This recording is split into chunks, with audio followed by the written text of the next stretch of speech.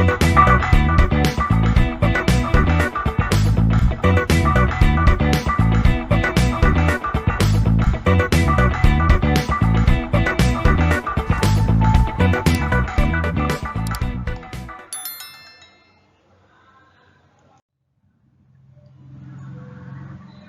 students, welcome back to subject Network and Cyber Security, presenting by Manjunatha Iyer, Assistant Professor, ECE Department, CEC Mangalore.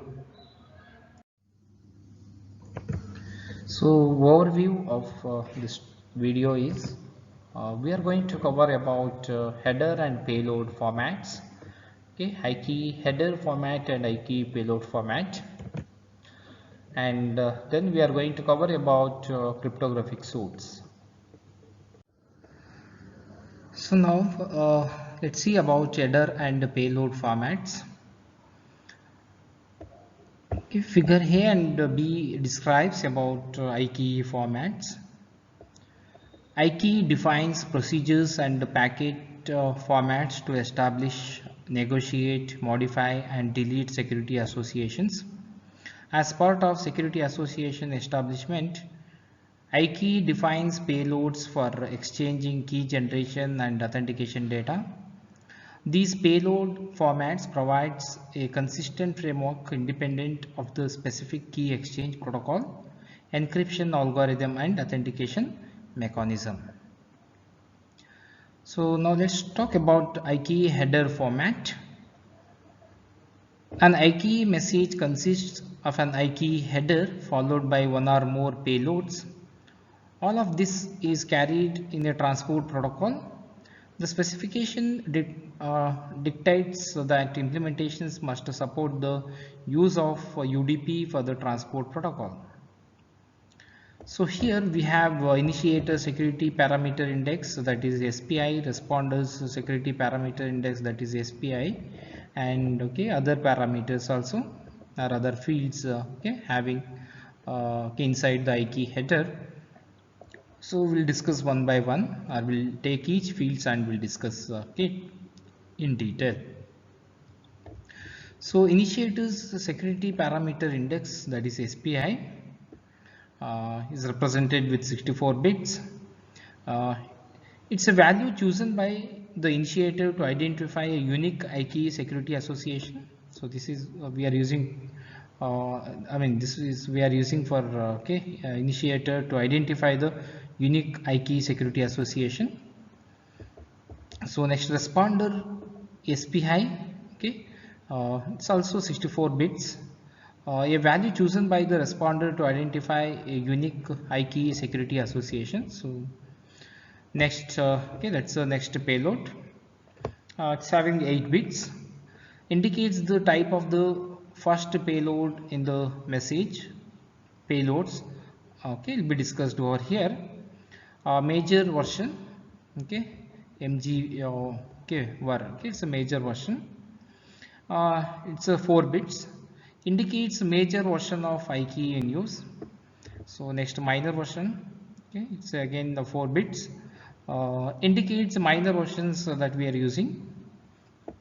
Next, exchange type, okay, this is 8 bits representation, indicates the type of exchange. These are will be discussed later. So next, okay, flags field, it's a 8-bit representation, indicates the specific options set for this IKE exchange. 3 bits are defined so far. The initiator bit indicates whether this packet is sent by the security association initiator. The version bit indicates whether the transmitter is capable of using a higher major version number than one currently indicated. The response bit indicates whether this is a response to a message containing the same message ID. So next is message ID, okay, it's a 32-bit representation. Okay, this we are using to control retransmission of lost packets and matching of requests and responses. So next, it's a length, it's a 32 bits. Length of total message, okay, including header plus all payloads, Okay, that is in octets. Okay, this is all about IKE, okay, header. And okay, next generic payload header. Here we are having okay, next payload, and okay, some bits are okay, reserved, and okay, payload length. So here we can observe that okay, see, it's a criticality of the payload. If a C carries bit 1, okay, it represents represent or okay, indicates that the sender wants to recipient reject the okay, payload. So when okay, the payload is not understandable in the next, I mean the type of the payload is not understandable in the next payload of okay, previous one, the sender wants to okay, reject such okay, payloads to be received by the receiver. Okay, and this is going to happen when the criticality is having 1. So next, all IKE payloads begins with the same generic payload. Okay, header is shown in the figure. The next payload fields has a value of 0 if this is the last payload in the message, so otherwise its value is the type of the next payload.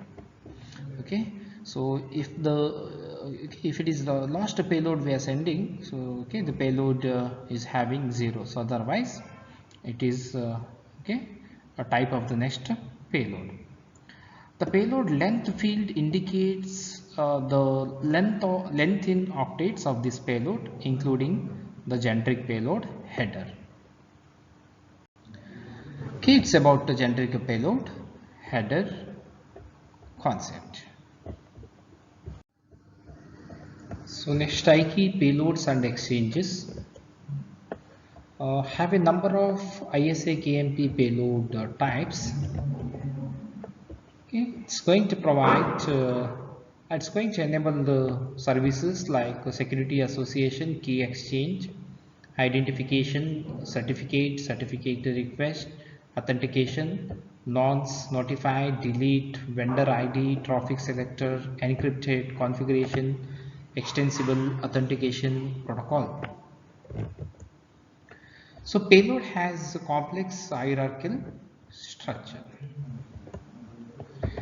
May contain multiple proposals with multiple protocols and multiple transforms. IKE payload types. Okay, here the first column describe about the different types, and the second column is going to describe about the parameters. Okay, we'll see one by one. So these elements are formatted as okay, substructure within the payload. Okay, as follows. The proposals.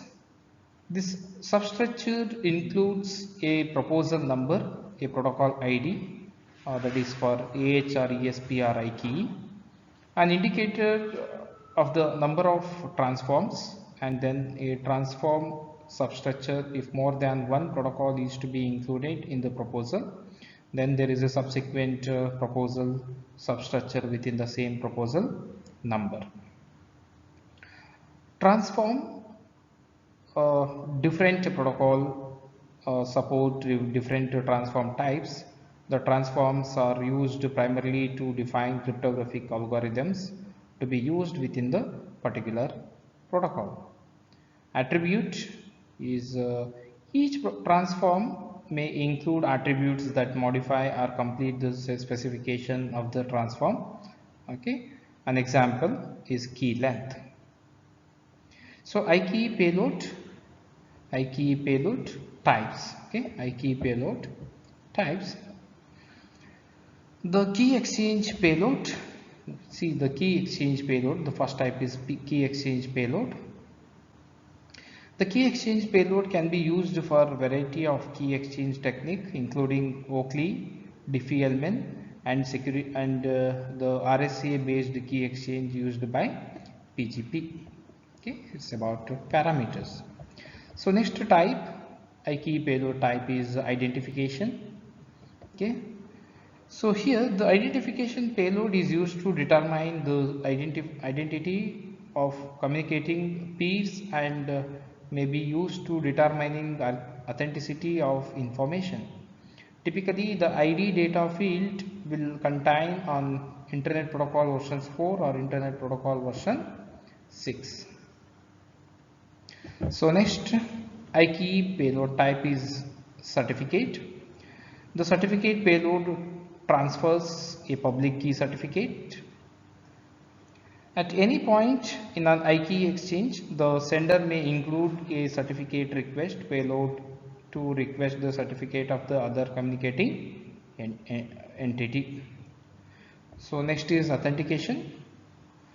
Authentication payload contains contains data used for message authentication purpose. So next is nonce. The nonce payload contains random data used to guarantee liveness during an exchange and to protect against replay attacks. So next is notify. So notify payload contains either error or status information associated with this security association or this security association negotiation. So next one is the delete payload. So it is going to indicate one or more security association that the sender has deleted from its database and that therefore they are no longer valid. So next payload type is vendor ID. It's a vendor ID payload contains a vendor defined constant. So next is traffic selector. A traffic selector payload allows peers to identify packets follows for processing by IP security services. So next is encrypted. A payload contains other payloads in encrypted form. So next one is configuration. Payload is used to exchange configuration information between IKE peers. So next is extensible authentication protocol. It's a payload allows IKE security association to be authenticated using EAP. This is all it's related to the IKE payload types. So basically more than 10 payload types. So these are the different types of payload and the parameters we have discussed over here. Next is about cryptographic suites or cryptographic algorithms. So as we know that there are variety of cryptographic algorithm types are available for IP security version 3 and IKE version 2, and each cryptographic types is different in a key length. So there are variety of cryptographic algorithm types are available, and to promote interoperability we have RFC 4308. RFC 4308 it is going to define two cryptographic suites for establishing virtual private network. So that is VPN-A and VPN-B, and VPN-A suite or suite VPN-A it's going to matches the commonly used corporate VPN security used in older IKE version 1 implementations at the time of the issuance of IKE version 2 in 2005, and it is going to use the algorithms like triple DS and HMAC. Triple DS stands for triple data encryption standard and HMAC stands for hash message authentication code. So next suite is VPN-B. It is going to provide stronger security and is recommended for a new VPN that that is going to implement IP security version 3 and IKE version 2, and it uses AES, advanced encryption standard algorithm. Next is about cryptographic suites or cryptographic algorithms. So as we know that there are variety of cryptographic algorithm types are available okay, for IP security version 3 and okay, IKE version 2, and each okay, cryptographic types is different okay, like okay, in a key length. So there are variety of cryptographic algorithm types are available, and okay, to promote interoperability, okay, we have RFC 4308. RFC 4308, it is going to define two cryptographic suites for establishing virtual private network. So that is VPN-A and VPN-B. And okay, VPN-A suite or suite VPN-A, okay, it's going to matches the commonly used corporate VPN security used in older IKE version 1 implementations at the time of the okay, issuance of IKE version 2 in 2005, and it is going to use okay, the algorithms like triple DS and HMAC. Okay, triple DS stands for triple data encryption standard, and HMAC stands for hash message authentication code. So next suite is VPN-B. Okay, it is going to provide stronger security and is recommended for a new VPN that implement that is going to implement IP security version 3 and IKE version 2, okay, and it uses AES, okay, advanced encryption standard algorithm. So here for virtual private network, we are using RFC 4308 request for command protocol 4308. Okay, it is going to support for suites VPN-A and VPN-B for different parameters. Okay, for both VPN-A and VPN-B, okay, is supporting for okay, different algorithms. So algorithms and parameters for okay, these two suites, okay, have given here. There are several points we need to note about these two suites, VPN-A and VPN-B. Okay, so note that for symmetric cryptography, VPN-A okay, relies on 3 DES, okay, triple data encryption standard, and HMAC, okay, also HMAC. So HMAC is hash message authentication code, uh, while VPN-B, so it is okay, relies exclusively on okay, AES, advanced encryption standard for different parameters. So here the parameters are ESP encryption, ESP okay, integrity, IKE encryption, IKE pseudo random function, and IKE integrity, and IKE okay, Diffie-Hellman group. So basically three types of secret key algorithms are used, okay, encryption and okay, message authentication, and okay, pseudo random function. So for encryption, okay, the cipher block changing, so CBC is nothing but cipher block okay, changing okay, mode is used, okay, along with the triple DS. So message authentication, for message authentications, VPN-A okay, relies on HMAC, okay, HMAC along with okay, SHA-1 algorithm. It uses 96 bits with output truncated to okay, 96 bits. VPN-B, so it is going to okay, relies on okay, on a variant of okay, CMAC, variant of CMAC with the output truncated to 96 bits. So pseudo random function, okay, it uses a version 2 IKE, generates pseudo random bits by repeated use of the okay, MAC used for message authentication. So the RFC 6379 it's going to define the 4 optional cryptographic suites, okay, that are compatible with the United Suites National Security Agency okay, suites B specifications. The 4 suites okay, which is defines in 4869 provide choice for ESP and IKE.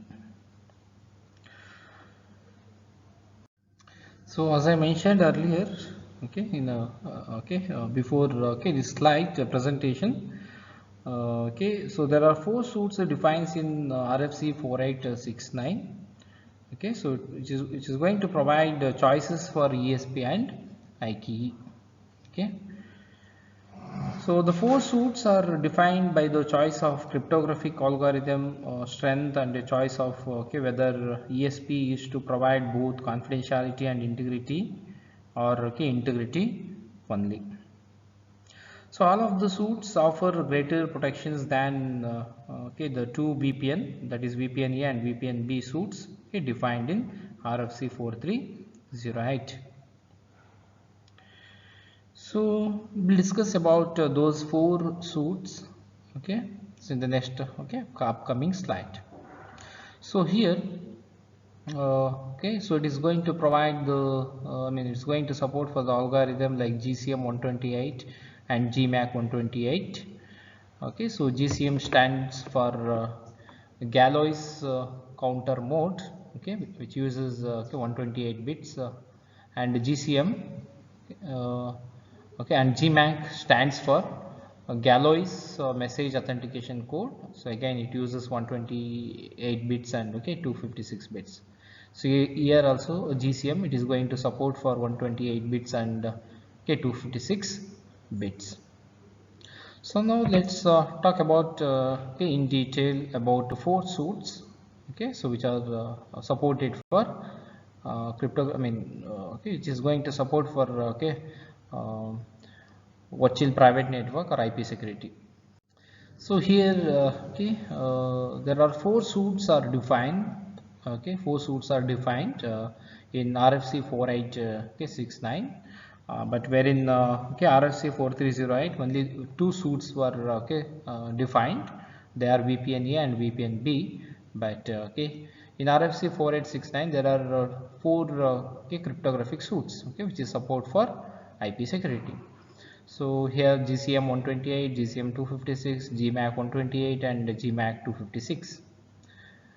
So these are the four suits are going to support for different parameters, okay, and in each suits there are different algorithms are going to described, or going to support, okay, with a different key length. Okay, 128 bit and here 256 bit, here 128 bit and 256 bit. So again the same, here the parameters and here the suits. Okay, this table defines list of algorithms and the parameters, okay, for the four suits with RFC 4869. So there are basically three categories of secret key algorithms are listed over here. So encryption, message authentication, and pseudo random function, okay, PRF. So in encryption, for ESP, authenticated encryption is provided using the GSM, okay, Galois counter mode, okay, Galois counter mode with either 128 bit or 256 bit for AES, Advanced Encryption Standard. For IKE encryption, CBC is used, cipher block chaining, cipher block chaining, is used as it was for the VPN suits. So for message authentication, for ESP, if only authentication is required, then GMAC is used, as discussed in the earlier session. GMAC is simply the authentication portion of GMC. Okay, for IKE, message authentication is provided using HMAC with one of the SHA-3 hash algorithm. So coming to the pseudo random function, as with the VPN suits, version 2 IKE, so that is IKE version 2. In these suits generates pseudo random bits by repeated use of MAC used for message authentication. It's about Okay, so RFC 4869 protocol is going to support for different suits. So there are basically 4 suits, okay, which are using as a cryptographic suits for IP security for different parameters. So as a summary of this video lecture, we have come across header and payload formats for IKE, Internet Key Exchange, and then what is cryptographic suits or cryptographic algorithms for virtual private network. If you have any doubts after watching this video, feel free to post your doubts in comment section so that I am able to answer your doubts. Thank you for watching my video.